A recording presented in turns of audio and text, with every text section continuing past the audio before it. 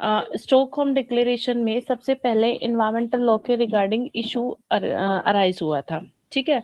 Sustainable development का जो concept था ये भी उसी डिक्लेरेशन से आया था।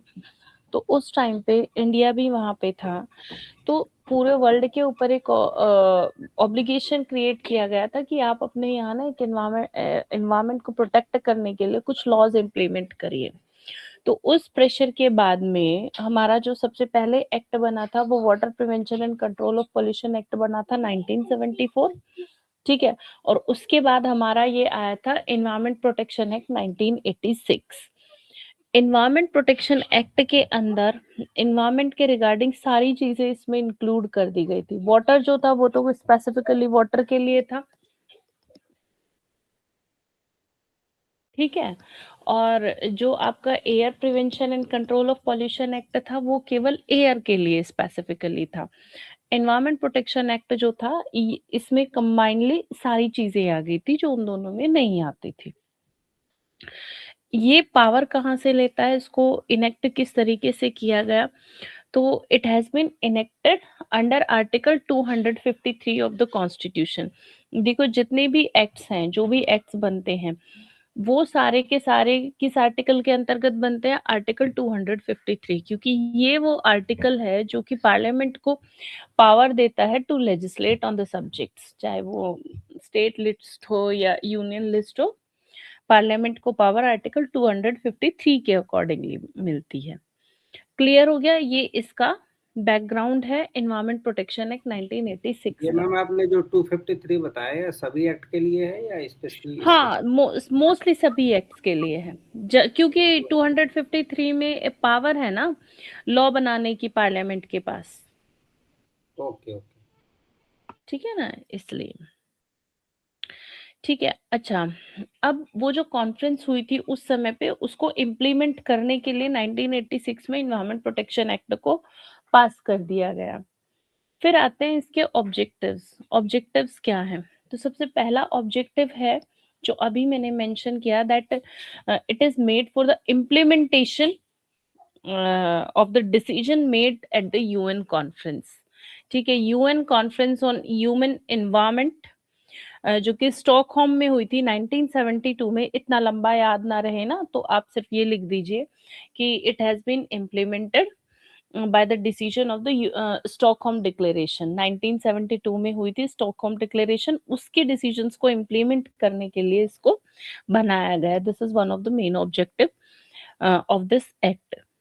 दूसरा ऑब्जेक्टिव क्या है कि ये एक जनरल लॉ है जो कि एनवायरमेंट प्रोटेक्शन के रिगार्डिंग इनेक्ट किया गया, जिसमें कि जो भी अनकवर्ड गैप्स थे एनवायरमेंटल हिजार्ड से रिलेटेड या एनवायरमेंटल लॉज के रिगार्डिंग, वो सब के सब इसमें कवर कर दिए गए। यानी कि जो प्रीवियसली जितने भी मेजर एरियाज थे जो कि वाटर एक्ट में नहीं आए या एयर एक्ट में नहीं आए, वाइल्ड लाइफ कंजर्वेशन एक्ट में नहीं आए, उन सब को बची हुई जो सारी चीजें थी वो सब की सब एनवायरमेंट प्रोटेक्शन एक्ट के अंतर्गत कवर कर दी गई। तीसरा ऑब्जेक्टिव इसका ये था कि ये एक तरीके से कोऑर्डिनेट करता है जितनी भी रेगुलेटरी एजेंसीज हैं related to the environment protection, उन सब के साथ ये कोऑर्डिनेट करने के उद्देश्य से इसको बनाया गया। नेक्स्ट है ये एक डेटरेंट पनिशमेंट प्रोवाइड करता है ताकि जो लोग एनवायरमेंट को नुकसान पहुंचा रहे हैं या हेल्थ को या सेफ्टी को, वो थोड़ा सा डरें। तो कुछ इस तरीके की पनिशमेंट्स इसमें प्रेस्क्राइब की गई हैं, बेसिकली इम्प्रिजमेंट है और फाइन है, इससे ज्यादा कुछ नहीं। तो ये था हमारा ऑब्जेक्टिव एनवायरमेंट प्रोटेक्शन एक्ट के रिगार्डिंग। यहाँ मैम एक केस आता है जी। ये मैम इसमें आपने जो रेगुलेटरी एंटिटी बताया है ये कितने सारे होते हैं? रेगुलेटरी एंटिटी हाँ जी आपने बताया बहुत ना। एजेंसीज, मैंने कहा एजेंसीज होते हैं, जैसे आपका इसमें स्टेट बोर्ड बना हुआ है ना, और सेंट्रल बोर्ड बना हुआ है, जॉइंट बोर्ड्स बने हुए हैं, वो सब इसमें आते हैं। इसके एनजीटी अलावा वगैरह सब इसी में ही आएंगे। एनजीटी, हाँ बिल्कुल एनजीटी इसके अंदर आएगा। ये सारी रेगुलेटरी एजेंसीज ही तो है या रेगुलेटरी बॉडीज, ओके। ठीक है। अब इसमें एक केस लो आता है, केस का नाम है Essar oil limited Essar oil, Essar कहो या एसआर ऑयल कहो limited versus Halar Utkarsh Samiti 2004। Healer Utkarsh Samiti 2004।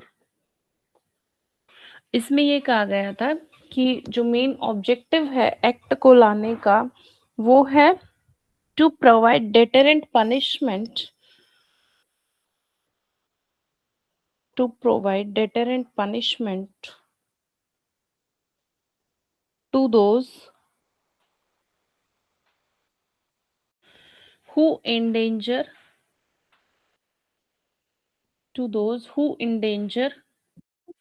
human environment,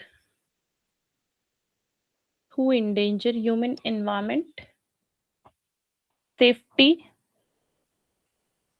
and health।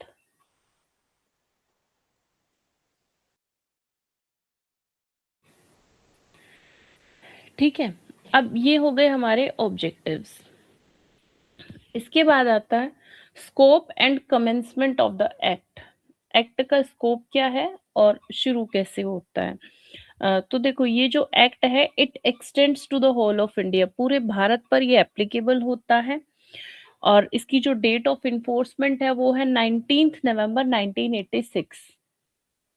19 नवंबर 1986 को ये इफेक्ट में आया था। अब यहाँ से आपके क्वेश्चन क्या आते हैं एनवायरमेंट प्रोटेक्शन, आपको क्वेश्चन बता देती हूँ। एक तो आते हैं वेरी शॉर्ट क्वेश्चन, ठीक है। वेरी शॉर्ट क्वेश्चन जो है वो आपका डेफिनेशन क्लोज कवर करता है, डेफिनेशन क्लोज से आते हैं। दूसरा क्वेश्चन आपका आता है पावर ऑफ सेंट्रल गवर्नमेंट, बस यही दो में। हाँ, एक थर्ड क्वेश्चन आता है एनवायरमेंटल इम्पैक्ट असेसमेंट। ये 3 क्वेश्चन आपके इस एक्ट से आते हैं।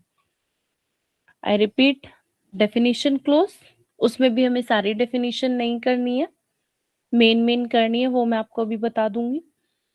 दूसरा आता है एनवायरमेंट इम्पैक्ट असेसमेंट जो कि वेरी शॉर्ट में आता है, और तीसरा आता है पावर ऑफ सेंट्रल गवर्नमेंट। ठीक है, ये 3 क्वेश्चन एनवायरमेंट प्रोटेक्शन एक्ट से आते हैं। एक और क्वेश्चन आपका आता है नॉइज पॉल्यूशन के रिगार्डिंग।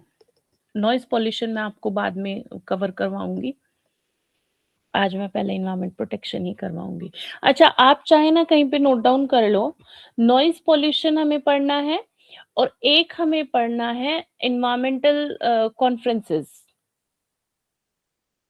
जो कि आपके सिलेबस में तो मेंशन नहीं की गई हैं, बट मैं previous year question paper check कर रही थी तो उसमें पूछा गया, नॉइज पॉल्यूशन भी पूछा गया है और कॉन्फ्रेंसेस भी पूछी गई हैं। ठीक है, तो मुझे याद दिला देना अगर माइंड से स्लिप हो जाए तो, वरना तो मैं याद तो रखूंगी। खैर चलिए, अब आते हैं हम अपनी डेफिनेशन क्लोज पर।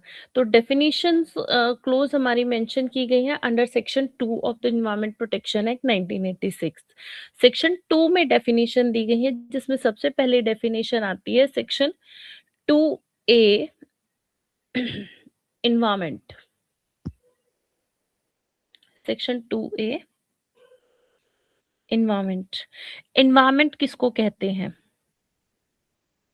ये डेफिनेशन आपकी वहां पे भी काम आएगी जहां आपको कॉन्सेप्ट ऑफ एनवायरनमेंट लिखना होगा ना, तो वहां भी आप इसको मेंशन करेंगे। सेक्शन 2A कहता है कि environment includes water, air and land and the interrelationship. Environment includes water, air, and land, and the interrelationship which exists among and between water, air, and land and human beings, other living creatures, plants, microorganism, and property. मतलब environment के अंदर क्या चीज include होती है, water include होता है, air include होती है, लैंड इंक्लूड होती है, और एक इंटर रिलेशनशिप किनके बीच में, पानी के बीच में, एयर के बीच में, लैंड और ह्यूमन बींग्स और जितने भी लिविंग क्रिएचर्स हैं वो, प्लांट्स, माइक्रो ऑर्गेनिज्म और प्रॉपर्टी, इन सब के बीच का जो इंटर रिलेशनशिप है वो इंक्लूड होता है इन्वायरमेंट के अंदर।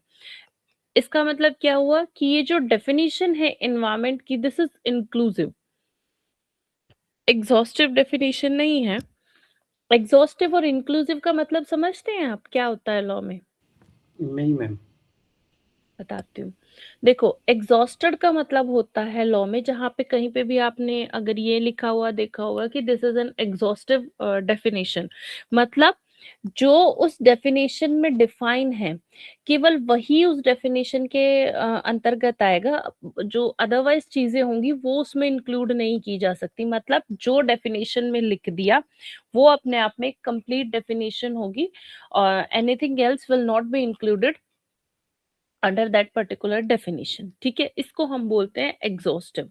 और जब हम बात करते हैं कि this is an inclusive definition, मतलब यहाँ पे बाकी चीजों के इंक्लूड होने की भी गुंजाइश है। जैसे यहाँ ये कहा गया है कि environment includes water, air, land and inter relationship which exist among the between among and between water, air and land, human being, other living creatures, plants, microorganism and property। इसके अलावा भी कुछ और चीजें इसमें इंक्लूड हो सकती हैं अगर कुछ रह जाता है तो इसलिए इसको हम कहते हैं इंक्लूसिव डेफिनेशन।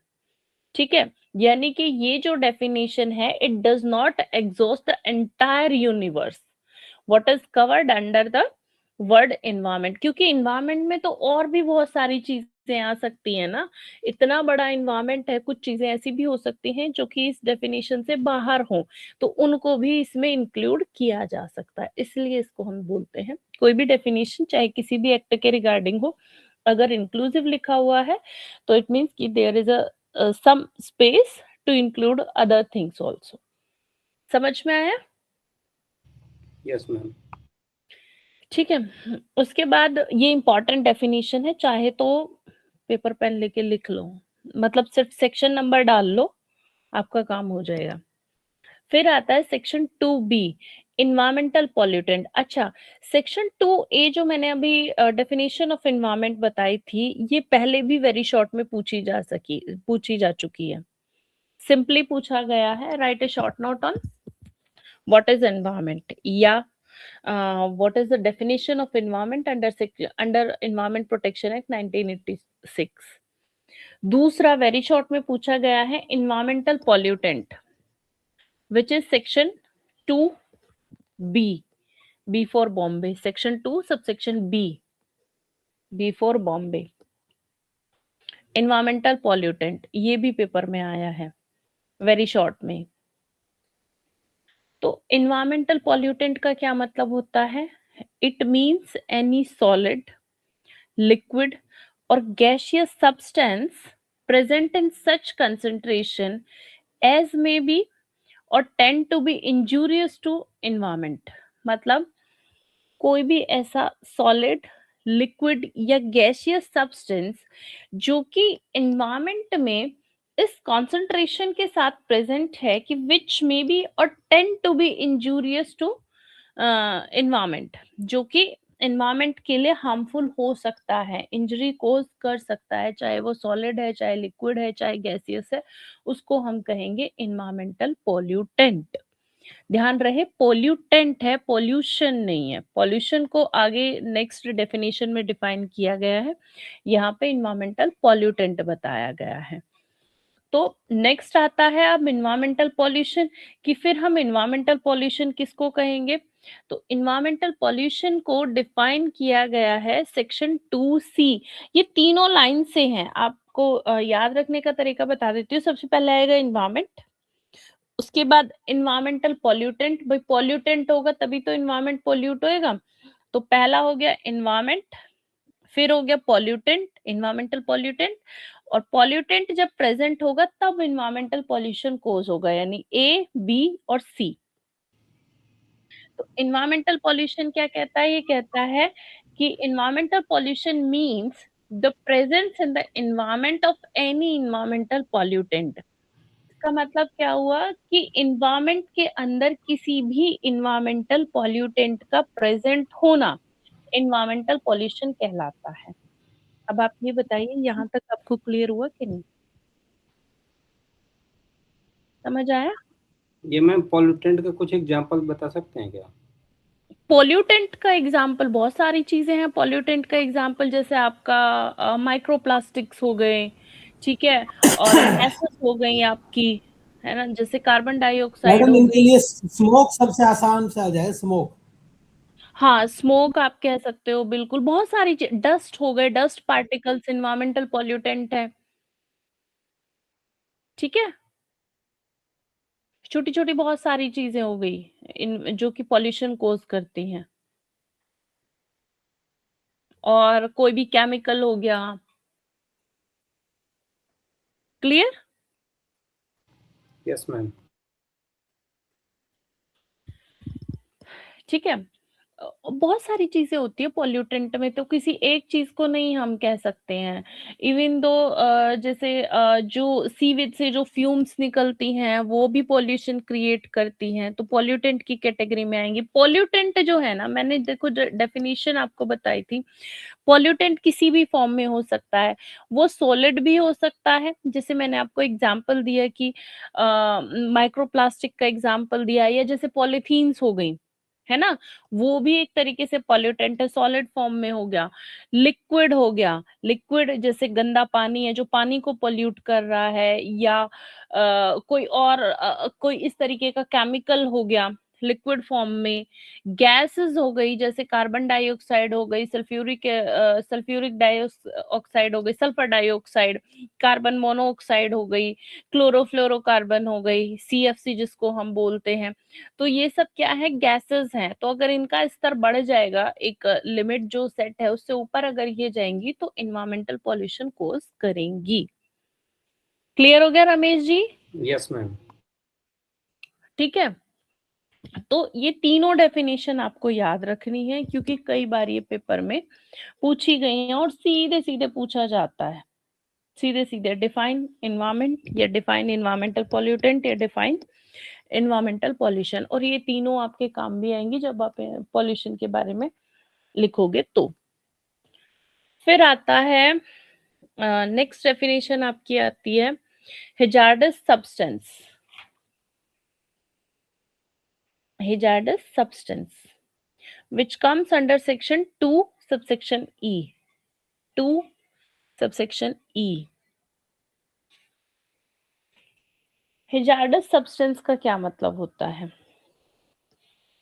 हैजार्डस सब्सटेंस का मतलब होता है, इट मींस एनी सब्सटेंस, कोई भी ऐसा पदार्थ और preparation which by reason of its chemical or psychochemical properties or handling is liable to cause harm to human beings, other living creatures, plants, microorganism, property और द इन्वायरमेंट। मतलब hazards substance एक ऐसा substance होता है या कोई भी preparation जिसके कारण कोई भी केमिकल हो गया है या कोई भी फिजिको केमिकल प्रॉपर्टीज हैं, उसको हैंडल करने में क्या हो सकता है, किसी को भी, किसी भी ह्यूमन बीइंग को हार्म कॉज हो सकती है, या लिविंग क्रिएचर्स को नुकसान हो सकता है, प्लांट्स को, माइक्रो ऑर्गेनिज्म को, प्रॉपर्टी को, या किसी भी एनवायरनमेंट को, उसको हम बोलते हैं हैजार्डस सब्सटेंस। जैसे आपके मान लो गैसेस हो गई है ना,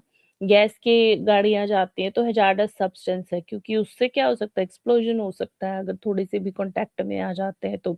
अच्छा, कई बार जैसे पेट्रोल की गाड़ियां जाती हैं, है ना, या कोई इस तरीके की केमिकल लेकर के अगर कुछ भी कोई भी गाड़ियां जाती हैं, या कोई केमिकल इंडस्ट्री है, तो वो क्या हो गया, वो हो गया एक तरीके से हैजार्डस सब्सटेंस। लिखा हुआ भी होता है, समटाइम्स आपने देखा भी होगा कि किसी किसी कोई टैंकर है उसके पीछे लिखा हुआ होता है कि just make a distance because this tanker carries an hazardous substance. मतलब उसके अंदर जो भी चीज है वो ऐसी है जो एक्सप्लोजिव नेचर की है, या जो अगर लीक हो जाएगी तो एनवायरमेंट को पोल्यूट कर सकती है, हार्म पहुंचा सकती है लिविंग बींग्स को या ह्यूमन बींग्स को।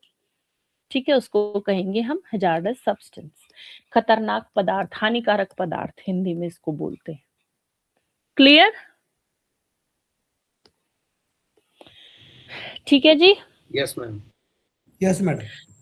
चलिए, बस एक लास्ट डेफिनेशन इसमें आपको और देखनी है, वो है सेक्शन 2 सबसेक्शन एफ, ऑक्यूपायर। ये भी पूछा गया है। ये जितनी भी मैं आपको 4-5 डेफिनेशंस बता रही हूँ, ये सब प्रीवियस ईयर क्वेश्चन पेपर में आ चुकी हैं।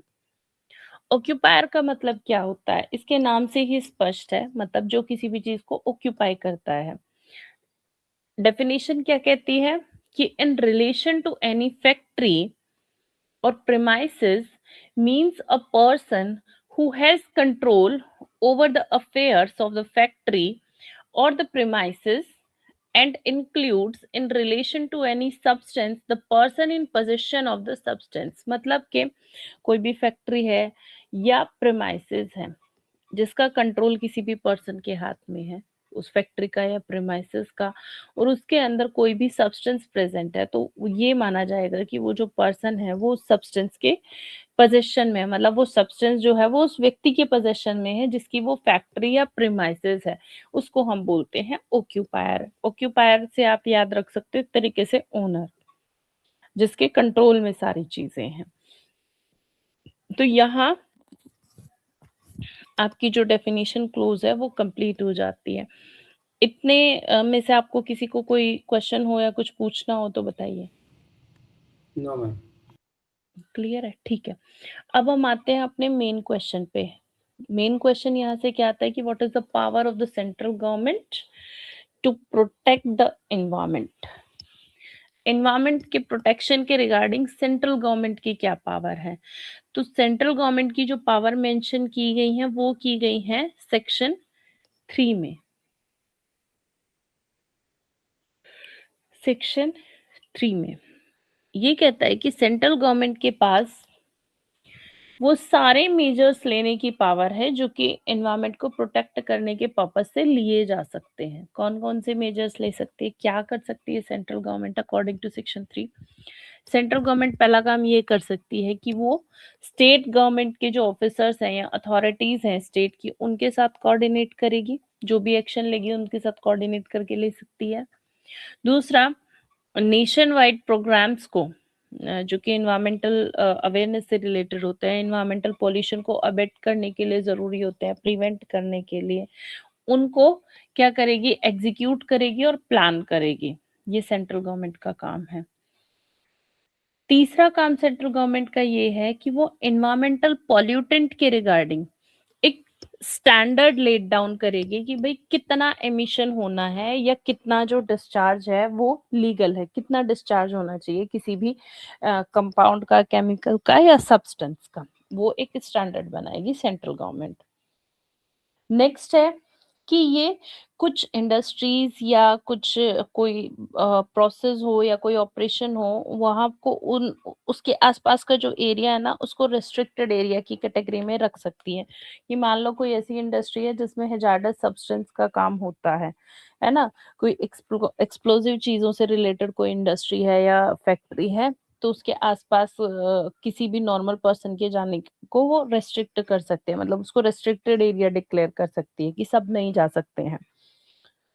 फिर नेक्स्ट आता है laying down procedures and safeguards for the prevention of accident. Accident को प्रिवेंट करने के लिए सेफगार्ड दे सकती है या प्रोसीजर लेट डाउन करेगी। एक्सीडेंट कैसे हो, नॉर्मल वाले एक्सीडेंट नहीं कि आपस में गाड़ियों की टक्कर हो गई, एक्सीडेंट में जो कि इन्वायरमेंटल पोल्यूशन कोज कर सकते हैं, उन एक्सीडेंट्स को बचाने के लिए रेमेडियल मेजर्स ले सकती है। ले सकती है क्या, लेगी ही सेंट्रल गवर्नमेंट। रेमेडी का काम सेंट्रल गवर्नमेंट का है। समझ में आ रहा है? क्लियर इतना? Yes ma'am. जी। उसके बाद नेक्स्ट आता है कि laying down procedures and safeguards for the handling of hazardous substance. Hazardous substance को किस तरीके से हैंडल करना है, कैसे लाना है, कैसे ले जाना है, क्या प्रोसेस होगी, उस सब के लिए प्रोसीजर और उसके बचाव के उपाय जो हैं या सेफगार्ड जो लेगी वो सेंट्रल गवर्नमेंट लेगी। नेक्स्ट इसका काम है कि जो भी मैन्युफैक्चरिंग प्रोसेस है, मटेरियल्स हैं या सब्सटेंस है, उनका एग्जामिनेशन करेगी सेंट्रल गवर्नमेंट। इसके अलावा जो इन्वेस्टिगेशंस होती हैं या रिसर्च होती हैं एनवायरमेंट पॉल्यूशन की प्रॉब्लम के रिगार्डिंग, उसको कैरी आउट करेगी। मतलब उसको आगे बढ़ाने का काम करेगी सेंट्रल गवर्नमेंट रिसर्च को। सेंट्रल गवर्नमेंट किसी भी प्रीमाइसेस में इंस्पेक्शन कर सकती है, इक्विपमेंट, मटेरियल या किसी भी सब्सटेंस को इंस्पेक्ट कर सकती है और डायरेक्शन दे सकती है अथॉरिटीज को या पर्सन्स को जो भी वहां पे प्रेजेंट है एनवायरमेंटल पॉल्यूशन को प्रिवेंट और कंट्रोल करने के रिस्पेक्ट में। फिर एनवायरमेंटल लेबोरेटरीज एस्टैब्लिश करेगी सेंट्रल गवर्नमेंट। मैनुअल्स, कोड्स और गाइड्स प्रिपेयर करेगी relating to the control of environmental pollution. फिर नेक्स्ट कर सकती है कि वो एनवायरमेंटल पॉल्यूशन को बचाने के लिए कहीं से भी इंफॉर्मेशन कलेक्ट करवा सकती है सेंट्रल गवर्नमेंट। इसके अलावा अदर नेसेसरी जो भी उपाय होंगे for the purpose of securing the effective implementation of the act वो उनको अपना सकती है। मतलब ये सारे काम करेगी सेंट्रल गवर्नमेंट। इसके अलावा एक और इम्पॉर्टेंट काम करती है central government under section 3 subsection 3 जिसमें ये एक अथॉरिटी कॉन्स्टिट्यूट करती है, ठीक है, एनवायरमेंटल प्रोटेक्शन के रिगार्डिंग अथॉरिटी बनाती है। अब अथॉरिटी से एक केस लॉ आता है, ठीक है, केस लॉ है Vellore citizens welfare forum versus union of India. ये आप पहले भी पढ़ के आ चुके हो।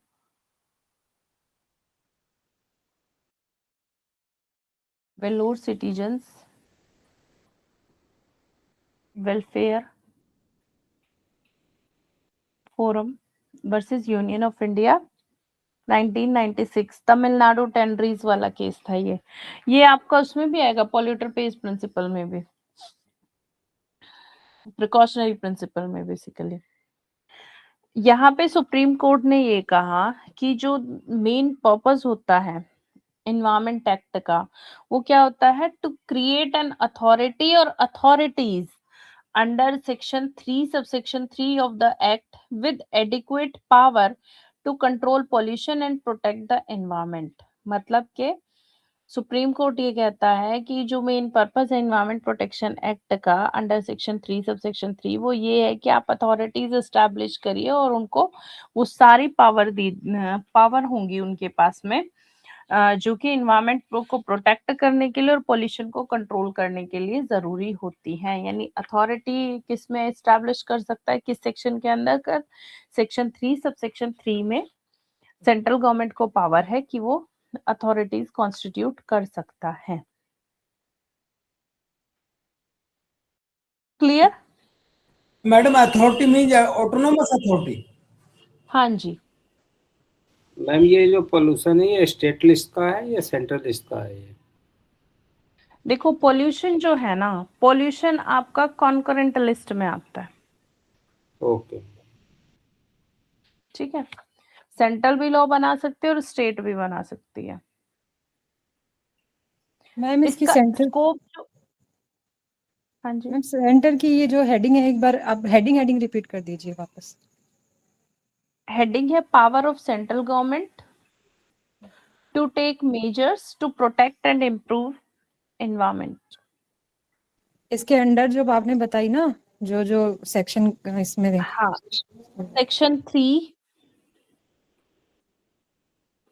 सेक्शन 3 सब सेक्शन 1 में क्लोजेस दी गई हैं। नंबर 1 कोऑर्डिनेट करेगा। नंबर 2 में प्लानिंग एंड एग्जीक्यूशन है। 3 में लेइंग डाउन स्टैंडर्ड्स।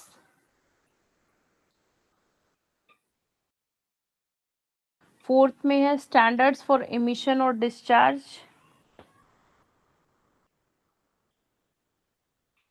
5th में रेस्ट्रिक्शन ऑफ एरियाज।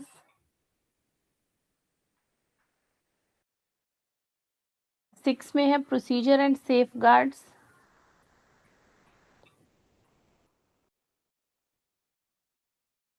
7th में है safeguards for the handling of hazardous substance.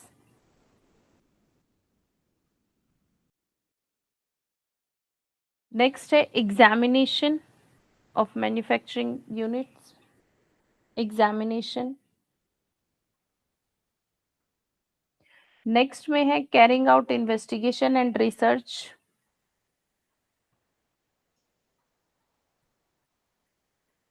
उसके बाद नेक्स्ट आता है established environmental laboratories,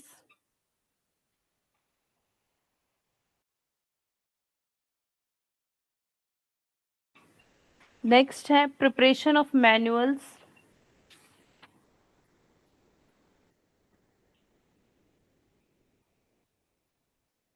ma'am note share कर दीजिए ना ग्रुप में। हाँ कर दूंगी, लेकिन अभी तो मैं पढ़ा लूँ ना। और इसका तो नोट्स क्या है, इसके तो मैं बताती हूँ, इसके तो नोट्स भी नहीं है। हाँ ये आपको ना मतलब इसके नोट्स हैं तो बहुत ज्यादा शॉर्ट है। ये आप ना बेयर एक्ट में टिक कर लीजिए इसके सेक्शंस, क्योंकि डायरेक्ट बेयर एक्ट से आपको लिखना है। केस लॉ मैं आपको बीच बीच में बताती रहूंगी कहाँ डालने और कहाँ नहीं, ठीक है, क्योंकि बहुत ज्यादा केस लॉज इसमें आपको नहीं लिखने हैं। ये मैम जैसे हम आंसरिंग करते हैं इसके अंदर हमने हाँ जी। थ्री उसके बाद सब सेक्शन 3 बताया, तो अगर केवल 3 लिखते हैं, जैसे 2 बताया आपने, उसमें 2 ABC बताया आपने, तो वो अगर लिखे केवल सेक्शन 2 अकॉर्डिंग टू सेक्शन 2 ऐसा करके लिखें तो देखो अगर आपको नहीं याद रहता है ना तो आप सीधे सीधे लिख दो सेक्शन 3, बाकी का मत लिखो। क्योंकि सेक्शन वो सब सेक्शन याद करना मुश्किल हो जाता है ना थोड़ा। हाँ मुश्किल हो जाता है। वही ज्यादा ठीक है, नहीं तो मैडम ऊपर नीचे हो जाएगा। तो मत करो ना, फिर मत करो आप ऐसे, ठीक है। आप डायरेक्टली सीधे सीधे लिखो, केवल सेक्शन मैम बट डालो आपके और पास लिखना शुरू कर दो। मैम बट आपके पास जो शॉर्ट नोट है वो भी एक बार दे देना। मैं दे दूंगी, मैंने आपको बोला था ना कि मैं आपको जो भी दूंगी आफ्टर 4 अप्रैल दूंगी, ठीक है। उससे पहले मैं इस स्थिति में नहीं हूँ कि अभी मैं कुछ आपको दूं। 4 अप्रैल के बाद मैं सब कुछ दे दूंगी, इवन दो अगर मुझे जरूरत लगेगी तो मैं एक्स्ट्रा क्लासेस भी ले लूंगी, कोई दिक्कत नहीं है। Okay ma'am. ठीक है, हाँ जी। चलिए अब मैं आपको करा रही थी स्कोप। स्कोप क्या है? स्कोप के अंदर आपका सेंट्रल गवर्नमेंट का स्कोप क्या है, मतलब कि एनवायरमेंट प्रोटेक्शन एक्ट का स्कोप मेंशन किया गया है सेक्शन 3, 4 एंड 5। सेक्शन 3, 4 एंड 5 इसमें स्कोप दिया गया है। 3 तो मैंने आपको बता दिया कि सेंट्रल गवर्नमेंट की पावर क्या है।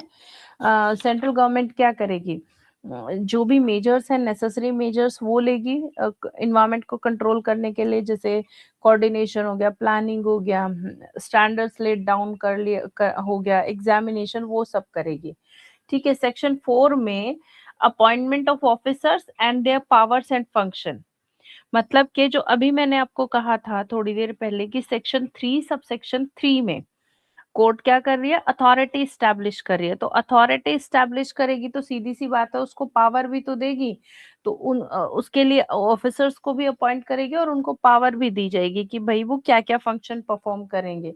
तो ये दिया गया है सेक्शन 4 में। सेक्शन 4 ये कहता है कि जो भी गवर्नमेंट अपॉइंट कर रही है जिस भी अथॉरिटी को, उसको उसके अंदर जो भी ऑफिसर्स अपॉइंट कर रही है उसको डायरेक्ट कौन करेगा, सेंट्रल गवर्नमेंट करेगी, और सेंट्रल गवर्नमेंट के अधीन रहकर ही वो अपना सारा काम करेंगे। सेंट्रल गवर्नमेंट ही फंक्शन उनको असाइन करेगी अथॉरिटीज को। फिर आता है सेक्शन 5। सेक्शन 5 कहता है पावर टू गिव डायरेक्शंस।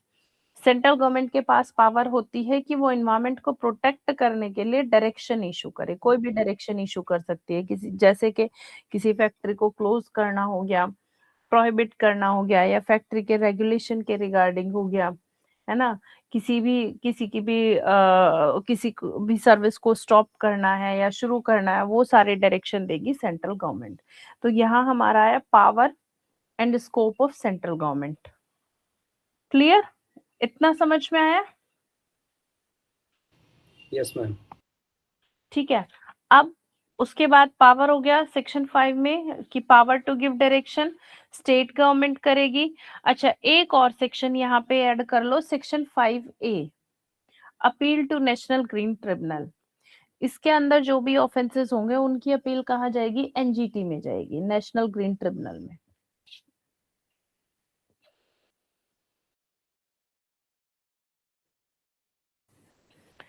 फिर आता है प्रिवेंशन। इसका मतलब जो डायरेक्शन है वो स्टैट्यूटरी है, हाँ जी, स्टैट्यूटरी डायरेक्शन।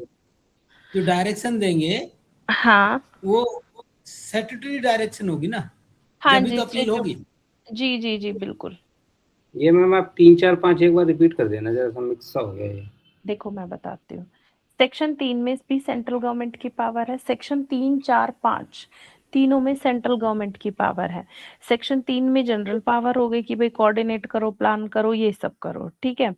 और उसके बाद सेक्शन 4 में जो अपॉइंटिंग अथॉरिटी थी सेक्शन 3 की, सेक्शन 4 में उसमें आप ऑफिसर्स अपॉइंट करोगे। अथॉरिटी कैसे बनेगी? ऑफिसर अपॉइंट करोगे, उनको पावर दोगे, तभी तो वो अथॉरिटी कहलाएगी। तो सेंट्रल गवर्नमेंट के पास अथॉरिटी स्टैब्लिश करने की पावर है सेक्शन 3 सब सेक्शन 3 में, ठीक है। और उसके ऑफिसर्स को जो पावर देंगे, यानी कि वो जो ऑफिसर्स है वो काम कैसे करेंगे, सेंट्रल गवर्नमेंट के अंदर करेंगे, ये बताता है आपका सेक्शन 4। और सेक्शन 5 ये कहता है कि सेंट्रल गवर्नमेंट के पास पावर है डायरेक्शन इशू करने की। रिटन में वो किसी भी पर्सन को, ऑफिसर को या अथॉरिटी को डायरेक्शन दे सकती है सेंट्रल गवर्नमेंट। ये सेक्शन 5 है। Okay ma'am. यानी सेक्शन 3 में जनरल, एक तरीके से आप ऐसे याद कर लो कि एक तरीके से जनरल फंक्शन क्या परफॉर्म करेगी सेंट्रल गवर्नमेंट एनवायरमेंट को बचाने के लिए, वो सेक्शन 3 में दे दिए। सेक्शन 3 के सब सेक्शन 3 में एनवायरमेंट को बचाने के लिए अथॉरिटी स्टैब्लिश कर दी। 4 में जो अथॉरिटी के जो ऑफिसर्स हैं उनको कुछ पावर दे दी। और 5 में जनरल डायरेक्शन की वो किसी भी पर्सन को या अथॉरिटी को मतलब किसी भी पर्सन को या किसी को भी किसी भी ऑफिसर को या अथॉरिटी को डायरेक्शन इशू कर सकती है सेंट्रल गवर्नमेंट। कैसी डायरेक्शन इशू कर सकती है कि भाई किस प्रोसेस को क्लोज करना है, प्रोहिबिट करना है, या किसी इंडस्ट्री को कैसे रेगुलेट करना है, इन सब के रिगार्डिंग। आगे समझ? Yes ma'am. ठीक है। और एपिलेट अथॉरिटीज की कौन होगी? वो होगी national green tribunal section 5A। यानी कि कोई भी जी और ये एनजीटी के बाद सीधे सुप्रीम कोर्ट जाएगा ये? हाँ, एनजीटी के बाद अपील सीधा सुप्रीम कोर्ट जाएगी, ठीक है। फिर आपका आता है prevention, control and abatement of environmental pollution.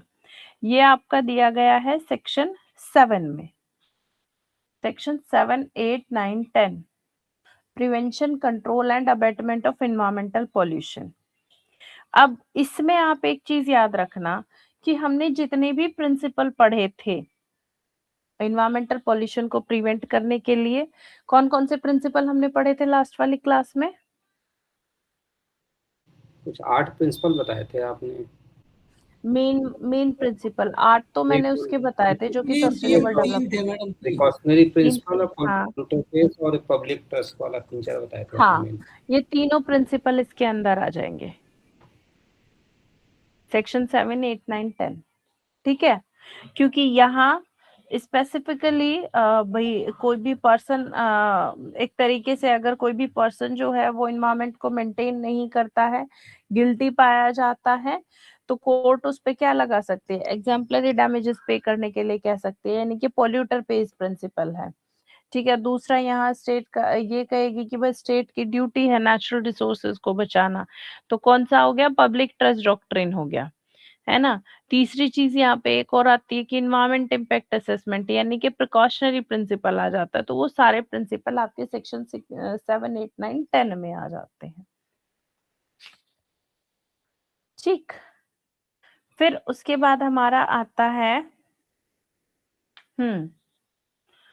Penalty for order of कंट्रा। अच्छा ठीक है, मैं सही करवा रही हूँ। हाँ, फिर नेक्स्ट आता है एक और चीज मैं इसमें भूल गई, power to take sample and procedure to be followed. Sample लेने की पावर सेंट्रल गवर्नमेंट की है ये भी, यानी कि सेंट्रल गवर्नमेंट किसी भी फैक्ट्री से, प्रेमाइसेस से या किसी भी अदर जगह से क्या कर सकती है? सैंपल ले सकती है टेस्ट करने के पर्पस से। और सैंपल कलेक्ट करके कहाँ भेजेगी? इन्वायरमेंटल लेबोरेटरीज में भेजेगी। दूसरा, लेबोरेटरीज एस्टैब्लिश करने की भी पावर किसके पास है? सेंट्रल गवर्नमेंट के पास है। सेक्शन 12 और 13 इससे रिलेटेड है।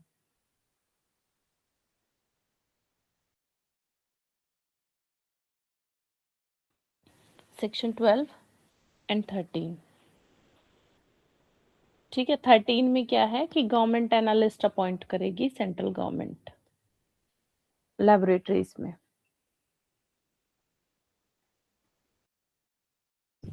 फिर आता है penalty for contravention of the provisions of the act, rules, order और डायरेक्शन। मतलब अगर कोई भी सेंट्रल गवर्नमेंट के रूल्स को, डायरेक्शन को या ऑर्डर को कंट्रावेन करता है तो पेनल्टी कहाँ मेंशन की गई है? पेनल्टी मेंशन की गई है सेक्शन 15 में। सेक्शन 15 में क्या पेनल्टी लग सकती है? 5 साल तक की इम्प्रिजमेंट हो सकती है। ठीक है, और अगर फेलियर कंटिन्यू रहता है 5 साल तक की जेल हो सकती है। फाइन लग सकता है विच में extend to 10 lakh rupees, 10 lakh रुपए या उससे ज्यादा का, या दोनों। 10 लाख तक का फाइन या जेल और फाइन दोनों हो सकते हैं।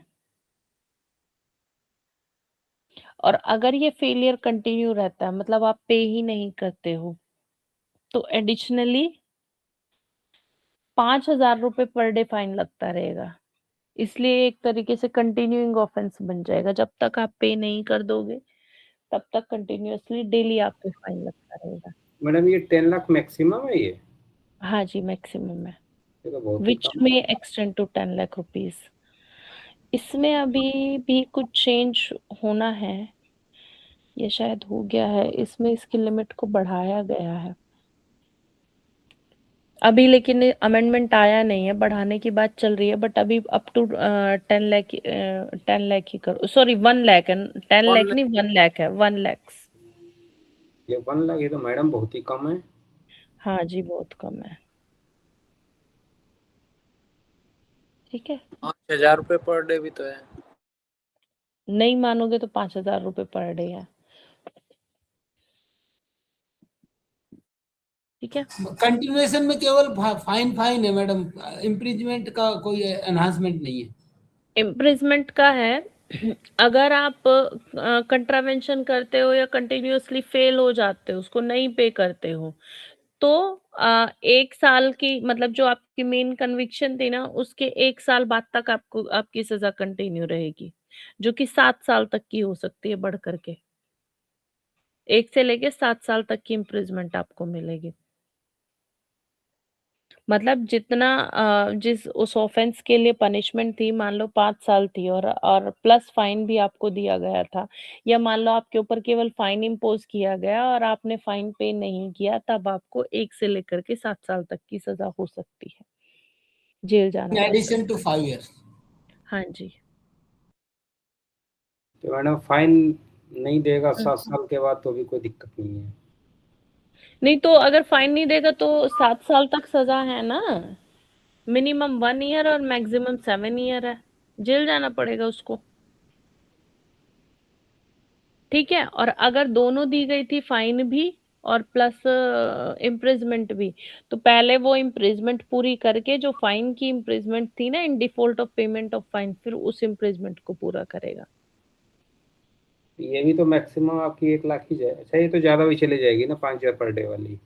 हाँ, फिर तो ज्यादा चल जाएगी ना, जितने दिन आप सिराज जी, 1 डिनाई लाख के करते रहोगे चक्कर में उतना क्यों पड़ बढ़ता गए जाएगा। आप? आप तो 1 लाख के पीछे बढ़ गए, वो इम्प्रीजमेंट ज्यादा खतरनाक है। ठीक है, और वैसे भी कंपनी कोई भी जेल तो कौन जाना पसंद करेगा, उतना ही ज्यादा नुकसान हो जाएगा तो 1 लाख रुपए ही दे देंगे। ठीक है, फिर आता है offences by companies and government departments, section 16। अगर कंपनी या गवर्नमेंट डिपार्टमेंट्स के थ्रू कोई भी ऑफेंसेस किए जाते हैं, तो हाँ, इसमें एक चीज लिख लो सेक्शन 16 के सामने, कि it incorporates the principle of vicarious liability. यहाँ विकेरियस लायबिलिटी बनेगी 15 डायरेक्टर। के सामने 15 या 16 madam? 16 offences by companies and government department जो मैं बोल रही हूँ उनके सामने, सेक्शन 16 विकेरियस लायबिलिटी। जो भी कंपनी के डायरेक्टर हैं, मैनेजर हैं, सेक्रेटरी या अदर ऑफिसर्स जो हैं, अगर कोई ऑफेंस कमिट होता है तो उन सब की विकेरियस लायबिलिटी बनेगी। ठीक है, उन सबको गिल्टी माना जाएगा and they will also be liable to punishment. अब लायबिलिटी कब नहीं बनेगी, यानी उनकी पर्सनल लायबिलिटी कब नहीं बनेगी, जब वो ये प्रूव कर देते हैं कि जो भी ऑफेंस कमिट हुआ है वो उनकी नॉलेज के बिना हुआ है, या उन्होंने प्रॉपर डिलीजेंस या केयर की थी उसके बावजूद भी ऑफेंस हो गया, तब लायबिलिटी नहीं बनेगी, अदरवाइज लायबिलिटी बनेगी ही बनेगी। और अगर कोई गवर्नमेंट डिपार्टमेंट है तो उसके लिए गिल्टी कौन होगा, head of the department. Madam ये विकेरियस लायबिलिटी का एक्सेप्शन हो गया ना एक तरीके से। हाँ, एक्सेप्शन हो गया। नहीं, विकेरियस लायबिलिटी सारे एक साथ लायबल होंगे, लेकिन अगर मान लो वो ये प्रूव कर देते हैं कि कोई भी पर्सन की भाई उसकी नॉलेज के बिना हुआ है, विद ड्यू केयर हमने काम किया था, उसके बावजूद हो गया, तो विकेरियस लायबिलिटी फिर नहीं बनेगी, एग्जम्प्ट कर दिए जाएंगे, अदरवाइज बनेगी। पर उनको प्रूव करना पड़ेगा कि जो भी एक्ट हुआ है उनकी बिना नॉलेज के हुआ है और सारी केयर अपनाने के बावजूद हुआ है। ये एक्चुअल जो विकेरियस लायबिलिटी होती है उसमें तो पनिशेबल होते ही है ना वो डायरेक्टर्स वगैरह। हाँ, तो ये उसका एक्सेप्शन हो गया ना कि यदि वो ये प्रूव कर देते हैं तो। ठीक है, अब इसमें केस आता है UP pollution control board, UP pollution control board versus Mohan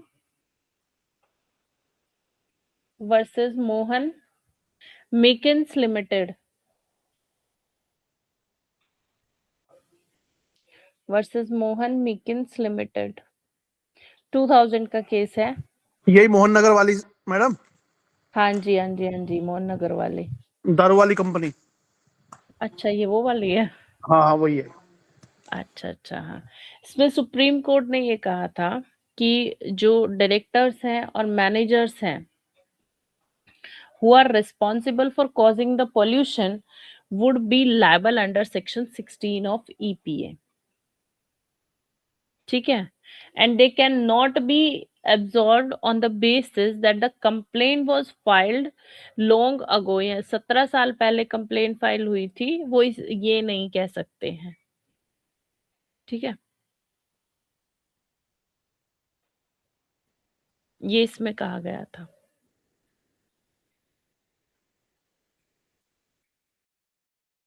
अब आता है कंप्लेंट कौन फाइल करेगा। तो कंप्लेंट कोई भी फाइल कर सकता है, सेंट्रल गवर्नमेंट या अथॉरिटी गवर्नमेंट के बिहाफ पे, या कोई भी पर्सन, ठीक है, वो कंप्लेंट फाइल कर सकता है। जो अगर ये कोई भी पर्सन फाइल करता है तो कम से कम 60 डेज का नोटिस देना होगा जो भी ऑफेंस है उसके पर्सपेक्टिव में, और फिर वो कंप्लेंट फाइल कर देगा। मैडम इसे पर्सनल कोई नहीं कर सकता। हाँ, ऐसे नहीं। पर्सन है ना 60 सर? डेज का नहीं, पर्सन कर सकता है जो कि नोटिस देगा 60 डेज का। मतलब आम पब्लिक भी कर सकती है ना ये? हाँ जी, कर सकती है नोटिस दे करके। ठीक है, उसके बाद आता है बार ऑफ ज्यूरिसडिक्शन, सेक्शन 22। सेक्शन 22 ये कहता है कि सिविल कोर्ट का कोई ज्यूरिसडिक्शन नहीं होगा ये सूट एंटरटेन करने के लिए सेंट्रल गवर्नमेंट के रेस्पेक्ट में। ठीक है, हालांकि आप PIL में जा सकते हो, हाई कोर्ट में, सुप्रीम कोर्ट जा सकते हो, लेकिन सिविल कोर्ट में केस नहीं फाइल कर सकते। मतलब ये एनजीटी में ही जाएगा कुल मिला के? NGT ले जाओ, हाई कोर्ट ले जाओ या सुप्रीम कोर्ट ले जाओ, लेकिन डिस्ट्रिक्ट कोर्ट में नहीं ले जा सकते हो क्योंकि ये सेंट्रल गवर्नमेंट के खिलाफ है ना। ओके, तो वो तो वैसे ही हाई कोर्ट या वहीं पे आएगा। हाँ जी, वहीं जाएगा। ठीक है, और रूल बनाने की पावर भी किसके पास है, यहाँ सेक्शन 25 में सेंट्रल गवर्नमेंट के पास है रूल बनाने की पावर।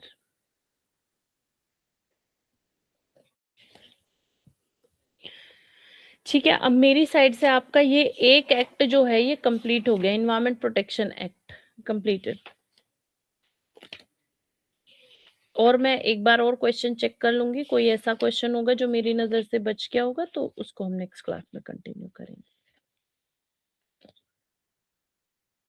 मैम सिलेबस में से कितना करवा दिया आपने, कितना बाकी है अभी? सिलेबस में ये मान लो मैंने 70% करवा दिया आपका सिलेबस। ठीक है, ठीक है मैडम, बट आपका तो काफी ठीक चल रहा है। हाँ बाकी मैं ये सोच रही हूँ कि नेक्स्ट वीक तक आपका सिलेबस कंप्लीट करवा दूँ ताकि एक दो बार ना रिवीजन का टाइम मिल जाए, आपका ये फिर कंप्लीट हो जाएगा, अच्छे से तैयार हो जाएगा पेपर। मैडम आपने जितने आज वाले एक्ट कराए हैं हाँ, ये तो ऑलमोस्ट कॉमन सेंस पे हैं, जितने पावर्स वगैरह बताए हैं ये सब कुछ कॉमन सेंस पे है। अभी जो मैं आगे भी आपको water prevention and control of pollution act करवाऊंगी, एयर एक्ट करवाऊंगी, वो भी कॉमन सेंस पे बेस्ड है। एनवायरमेंट पूरा ही कॉमन सेंस पे बेस्ड है। इसमें बस ठीक है, इसमें पन्ने भरे हों, बस कॉमन सेंस वाली चीज लिखती जाए तो काम हो जाएगा। हाँ, बस केस लॉज भी याद रखना, क्योंकि जब प्रिंसिपल्स आप मेंशन करोगे ना तो केस लॉज आपको डालने होंगे। मुश्किल से 5-7 केस लॉ हैं, वो ही सब जगह घूमेंगे। मैं लिस्ट बना करके आपको दे दूंगी, ठीक है? ना madam case laws plus section होगा तभी थोड़ा होगा। हाँ हाँ, मैं आपको लिस्ट बना करके दे दूंगी। मैम मैम केस अभी एयर एक्ट एंड वाटर और फॉरेस्ट अभी 3 ही बाकी है ना सिलेबस में, बाकी हाँ, हो गया? तीन ही बाकी हैं बिल्कुल। और परचेज करने की जरूरत नहीं है, आप सिर्फ डाउनलोड कर लो, बस उसी से काम चल जाएगा। ठीक है, अभी मैं एग्जाम। Okay ma'am. ओके चलिए, okay then bye, good night. Okay ma'am, good